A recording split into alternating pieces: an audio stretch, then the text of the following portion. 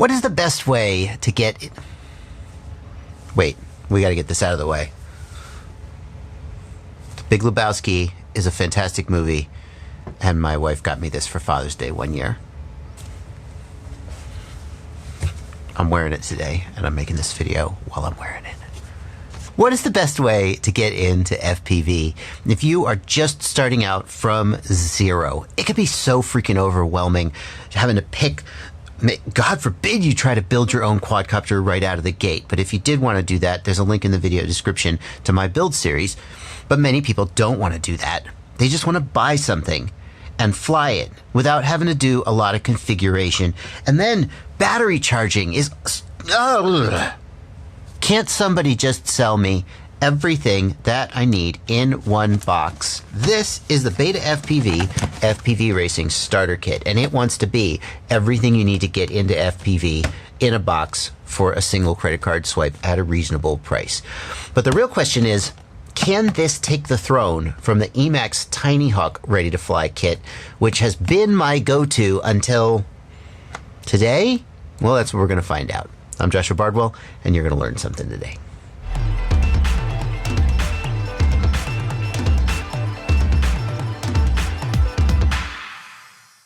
Well, let's open up the box and see what BetaFPV has sent us in this kit.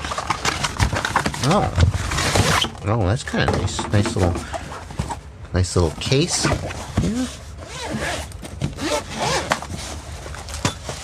So what do we got? The first thing we got here is the BetaFPV Light Controller. And this is something that BetaFPV sells separately and has gotten a lot of attention. This is a RC controller that costs only $40, which makes it essentially the cheapest RC controller you can get. The only one that even comes close is the FlySky IA6 or i6, whatever, the FlySky one. That's like $60. And it's not that great. So if this... the gimbals actually don't feel... I'm reasonably impressed with the gimbals already. Now, one of the things I have complained about this controller in the past is that in order to configure it, you have to plug it into the computer and use a program on your computer called OpenTX Companion. I prefer controllers that can be configured right there on the controller.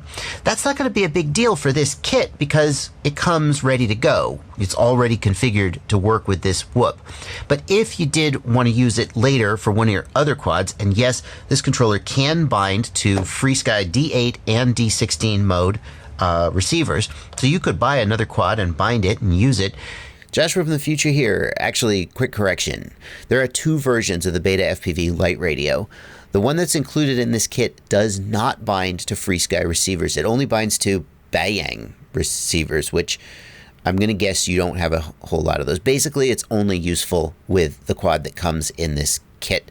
Take that into consideration as you decide whether to buy this kit with the intent of using the controller with any other quads. You probably won't. It really feels surprisingly solid given the price. But it is something that, if you're in the hobby long enough, you definitely are going to outgrow it. That being said, that is true for all of the controllers on all of these ready-to-fly kits. They all have a really, really basic controller that you will outgrow. Of the controllers, between the Emax controller, the Newbie Drone controller, and this one, this might be the best one. Charging batteries can be one of those confusing and frankly scary parts of getting into FPV. These lithium batteries, even these little small ones, can go off with a lot of fire and people get a little nervous. The BetaFPV Starter Kit comes with a couple of batteries and a USB-based charger. There's no fuss, no muss. You just plug them in. You plug it into any USB port and one of them even acts as a battery checker. It's fully charged. That's unusual. You usually don't want to ship them fully charged because leaving them at full charge, leaving them at full charge for extended periods of time makes them perform worse, but I guess we'll see how that goes when we fly the quad. Let me go stick this on the charger so it's ready to go when I need it. BetaFPV has made a really interesting choice in what quadcopter they include in this kit. This kit comes in at $129, which I think is the cheapest. The cheapest one until now has been the Emax kit, which is like $160. It's a pretty big difference. And one of the ways they got the price down was by, well, let's just face it, cutting a few corners on this quad. The motors are brushed motors. They are not brushless motors. They're going to be less powerful, less performance, and they're not going to last as long. After about 8 to 10 hours of flight, these will wear out, they'll stop performing, and you will need to replace them. Replacing them is not such a big deal. There are plugs right here. The motors come in clockwise and counterclockwise direction. You can tell from the color of the wires which ones they are, and they will just plug in. The flight controller on this quad is also interesting. It is not running Betaflight. Is that even possible? It's running a firmware called Silverware, which is explicitly designed for micro quadcopters like this. And in that sense, it's probably going to fly better than Betaflight. At least Betaflight can fly really well, but a smart guy like Patrick Clark of Project Mockingbird has to go out and develop a tune for it, or a guy like Nick Burns has to go develop a tune for it and really just work and get it to fly the best. And even then, there are some things that Betaflight just doesn't do that Silverware does do that make Tiny Whoops fly better.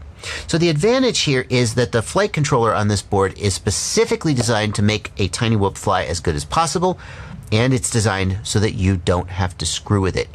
Not only do you not have to plug this into your computer, you cannot plug this into your computer and configure it. There's literally nothing to do. The downside of that, as a nerd, I like to be able to tweak things. And if ever it isn't working right, like one day it's just not arming. Why isn't it arming? Well, I would plug a Betaflight quad into a computer and look at everything that's going on and figure out why it's not arming. If this guy stops working, you're kind of just in the dark. Well, let's plug this guy in and take a look at the video goggles. And in order to do that, I'm going to just look at the manual here and see if I can figure out how to like change channel and stuff. This is the manual for the transmitter. Not bad, not bad. Binding, power. Power on. Press and hold for about 5 seconds, release, vibrates twice. Okay, great. Information about the controls and the goggles. Screw the antenna on the goggles, fix the headband, press and hold the power button until the screen turns on. Okay. How do you change band and channel on the video transmitter? That's kind of important. Let's turn the goggles on. The goggles do have their own internal battery. The goggles have diversity receivers. It's a very nice feature that cheap goggles often don't have. The goggles have a DVR. They even have an SD card, and you can put you can record DVR, which is another feature that cheap goggles often don't have. So then we got to find what channel this guy is on, and in order to do that, there is an auto search function, and this is the only time I recommend you use auto search on your goggles. If you just have no idea what channel the video transmitter is on. If you know what channel it's on, and every time you fly, you should manually set the channel, because auto search can sometimes get like a close channel, but not exactly the right channel. And then when you go to fly, your range will be really poor. So I'm going to press auto search, and it's going to say auto searching. There we go. It found us on channel F1, Fat Shark 1. You can kind of, I don't know if you can quite see it, but up in the upper left, F1. It's probably, seems like it probably got the right channel. We got some information there in the on-screen display. It can show the arming status and the receiver status. We got a battery indicator for the goggles. The battery also seems to have shipped fully charged. Kind of weird, but there you go. It has a built-in battery as far as I can tell. And there is voltage monitoring in the lower left. Very good. Now I'm going to put this over my glasses. It does look like it'll just barely fit my glasses. If you have big honking glasses, you may need to take them off. I have to say, there's no lens in here. So if you are nearsighted, like a lot of people, you can just take your glasses off and put it in your face, and I have no problem seeing. It's just like that close to my eyes. In fact, with my glasses on, it's actually, there's some kind of lens. And I can see that is that a lens? Is it? I don't know. It's not like some goggles where the lens makes it look like the image is like 6 feet away from your face, and it doesn't work with glasses. But you may get a little bit of eye strain from having it be so close to your face. It's most comfortable on my face when it's actually a little bit below my nose. Like this, if I put it up like this, it rides too high on my eyes, and this starts to cut into my nose.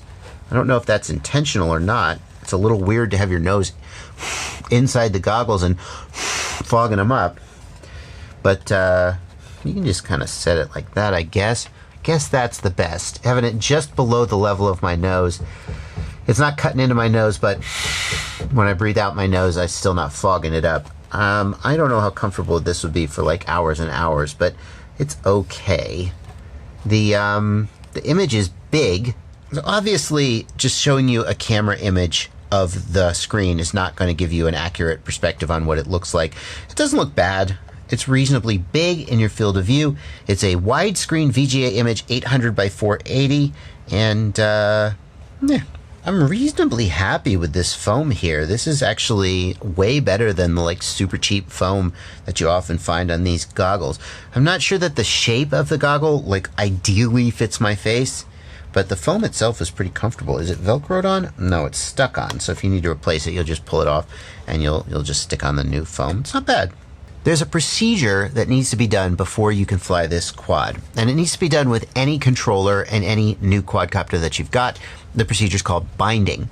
And binding basically tells this quadcopter that it needs to listen to this controller in case there's like other people flying in the area. This does not ship pre-bound. It'd be nice if he shipped it pre-bound BetaFPV. But it does ship ready to go. And in order to bind it, all you need to do is plug in a battery, and then power up the radio and push the bind button on the back. And when you do that, the LEDs on the bottom of the flight controller will go off, and that will indicate it is ready to go. Auto level. There we go. We got acro and auto level. We'll start it off in auto level. We'll arm, and let's see how well the accelerometer is. It's not bad. It's a reasonably calibrated accelerometer.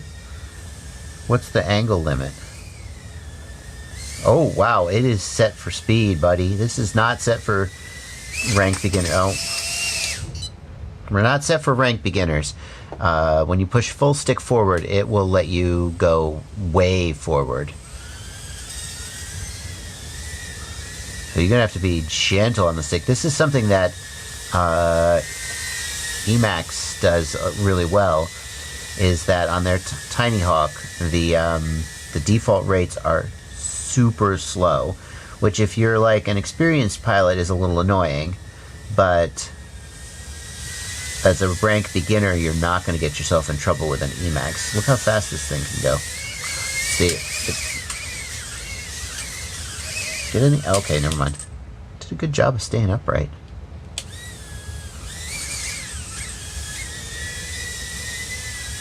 This thing can really let a beginner get in trouble. I mean, thankfully it's a tiny whoop, so it's not going to be too much trouble, but the camera is very unimpressive. You'll notice that all of the lights are blooming like crazy. As I fly into this dark room, I got the lights off in this room on purpose. I've got a lit gate. You can't even tell. It's just a giant blur. I've got a lit gate here. Oh, where is it? There it is. I can just see it. It just barely resolves itself. So a very good camera would you would be able to see those details. That's really, there we go. That's pretty bad. One thing this quad doesn't have is a feature called Turtle Mode. Turtle Mode, like a turtle on its back, lets you flip the quadcopter back over if it lands upside down. Brush quads don't have Turtle Mode. Well, almost all of them don't have Turtle Mode. And that means that when you crash upside down, you have to get up and walk and go pick it up. That's certainly something you're going to get with one of the brushless starter kits like the Tinyhawk. Let's try it in Acro Mode. Trying to figure out how to hold my hands on this controller. How are the rates? The rates are... Oh.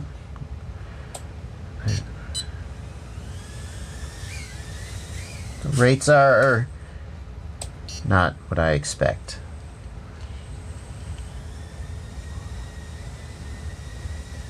Oftentimes you wouldn't fly indoors in Acro Mode, you would fly in angle mode, but the rates are pretty excessive for indoor flying. I'm starting to get a hang of it. Oh, wow.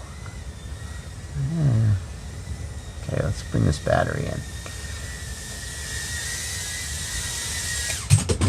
I can't help but admit to feeling a little disoriented flying, and maybe those goggles. It doesn't necessarily mean there's anything wrong with the goggles. It's just whenever you fly with a new screen, it just kind of feels different to your brain. I'm going to give my other goggles a shot just because it's what I'm most used to, and see if I have better results flying with my own goggles. Oh, we got a menu in here. We can adjust the rates. Oh, silverware. Silverware. Oh, smart audio. We can change the video transmitter there. Yes. PID. You can change the PIDs. Okay, so now that I see how easy it might be to change the rates, for example, it's possible that I might like this better because you could, I mean, you might not want to expect a beginner to do this, but you could take those rates down a little bit. Let's see, how do I get it into auto level? Here's auto level again. And okay.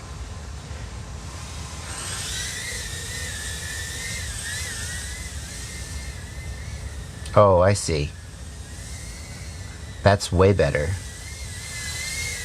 Does that mean that the goggles have I hate to say this, but I think that means that, oh, I'll never hit this gate.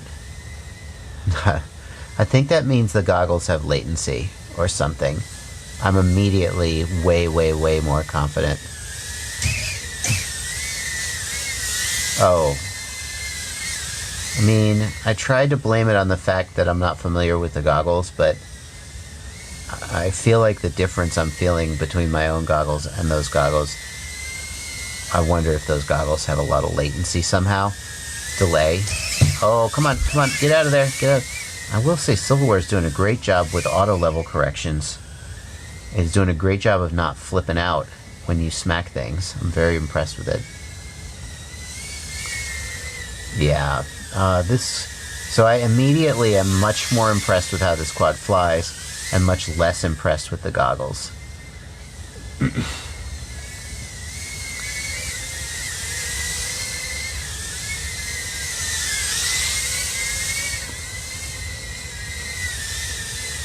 Oh, flip.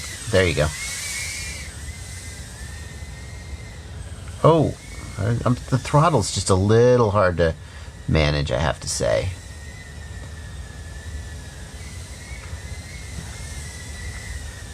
Well, it's doing a little better. The light must have changed a little. The throttle's a little hard to manage, but overall, I'm much more impressed with how this flies. To tell you the truth, I am in my summer trim, which means I've been flying 5 inches pretty much exclusively and not flying tiny whoops much. Whoa! Okay, that was full stick up to the right there. Nope. So the camera, I feel like it's still, and the throttle, it's just lacking just a little bit of confidence to let me go fast and try to hit these gates. Especially this one. As soon as it adjusts to the exposure of the dark room, that turns into a mess. But overall, I'm much happier with it. Oh, okay. Huh. Okay. Where does that leave us? Wow. This is a really tough one. The part of this kit that I'm most impressed with is the BetaFPV Light Radio 2. Despite my mild objections to it, it actually feels pretty comfortable in the hand. The gimbals are shockingly good for a $40 controller, and I think compared to the controllers from Emax and Newbie Drone, who make competing products, I think I got to hand it to this one, and that's kind of a good point. That's kind of good because you can actually buy this as a separate product. I don't know how much I would recommend it as your first FPV controller, because you're gonna get more quads, and this thing only works with one at a time. But for 40 bucks, it's kind of hard to go wrong, isn't it? I mean, you could just buy this just for use with your computer simulator and just use it only there, and it would still be worth 40 bucks all by itself. The goggles, feature-wise, the goggles are pretty freaking decent. Diversity, built-in DVR, not so bad. But fit, comfort, Not the worst I've ever seen. Reasonably big. Some of them are kind of small and just, this is reasonably big. The screen looks reasonably good. A little bit with the nose, but you could live with it for the price. The quad, not bad. Very good. Some people are going to complain that it has brushed motors. Beginner's not going to really care. You can see I was tearing it up. I mean, not by the standards of like a real professional tiny whoop pilot, but yeah, it flies pretty good. You definitely learn to fly on that, no problem. The big question I can't answer is, do the goggles, why was I flying so bad with the goggles? I think it felt like the goggles have excess latency. I know how to test that. Well, I have good news for BetaFPV anyway. I tested the latency on the goggles. There's a technique where you use a GoPro running at 240 frames per second. That means each frame represents 4 milliseconds of time, and then you just blink a light on and off, and you measure the distance between the number of frames it takes to... Anyway, you measure the latency. And the latency came out to about 15, 16 milliseconds. Which is just about the best you could expect from a display of this type. So the latency is fine. It must just be that it just looks different. And I'm sure that after like enough packs, you would get used to it. And as a beginner, of course, you wouldn't have any perspective on anything different. So we'll give the goggles a pass on this one. The big question is, should you buy this kit if you're looking for your very first quadcopter? And if you're not looking for your very first quadcopter, you probably already own goggles. You already own a controller. Probably you've already outgrown this stuff. At a price of $129, this is pretty freaking compelling. Some people would say that they wish the quad was brushed. If you look at the Emax Tinyhawk Ready to Fly, it comes in at about $160, maybe $169. I can't remember. And it has a much better quadcopter than this. It is brushless motors, turtle mode, better performance. But as a beginner, you may not really notice all of that. The main thing you're going to notice is the durability, and that these motors are going to wear out, whereas those are going to last forever. The controller here beats everything on the market. The goggles are passable. I think this is pretty compelling. Worth pointing out that if you do want to spend a little more money, BetaFPV has a version of this that is $199 and has a much upgraded quad with brushless motors and all of that stuff. But at that price point, I think you're going to be looking at the Tinyhawk Ready to Fly, and the Newbie drone has a Ready to Fly kit with a very, very good quadcopter. This still might be compelling. I think I like these goggles better than either of those two. I definitely like this controller better than either of those two. And at that point, if the quadcopter is passable, this might be the winner. If you agree, link in the video description to where you can pick up this product. It is an affiliate link, and that means when you make any purchase after you click that link, I get a small commission. It's one of the ways I support myself. If you want to check out my review of the Emax Ready to Fly kit, I reviewed version 1 of the Emax. I'll put a link to that down in the video description or in the little doobly-doo cards that pop out after the video. Emax has an upgraded version of that with an even better quad now, but many of the things I said, the controller and the goggles are still the same, so you can check that out. Thank you so much for watching. Happy flying. Do you see this baby? Isn't he cute? Hit the subscribe button. Join my Patreon. Use my affiliate links. Or just keep watching videos. That's better than nothing. Go, go, gaga, subscribe to my daddy.